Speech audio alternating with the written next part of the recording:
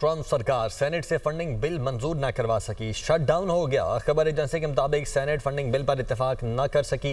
Republican और Democrats के दरमियान ओबामा केयर सब्सिडी पर शदीद इख्तिलाफात। रिपब्लिकन्स का 7 हफ्तों के लिए मौजूदा फंडिंग में तोसी का मुतालबा, डेमोक्रेट्स ने हिमायत से इनकार कर दिया। सेनेट में फंडिंग बिल पर आज दोबारा वोटिंग मुतवक्के है। फंडिंग बिल मंजूर न होने से तकरीबन 7.5 लाख विफाकी मुलाजमीन मुतासिर होंगे। बिल मंजूरी के लिए 100 सेनेटर्स में से 60 की हिमायत ज़रूरी होती है।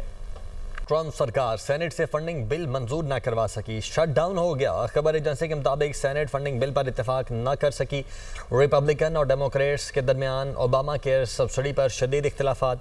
रिपब्लिकन्स का 7 हफ्तों के लिए मौजूदा फंडिंग में तोसी का मुतालबा, डेमोक्रेट्स ने हिमायत से इनकार कर दिया। सेनेट में फंडिंग बिल पर आज दोबारा वोटिंग मुतवक्के है। फंडिंग बिल मंजूर न होने से तकरीबन 7.5 लाख विफाकी मुलाजमीन मुतासिर होंगे। बिल मंजूरी के लिए 100 सेनेटर्स में से 60 की हिमायत ज़रूरी होती है।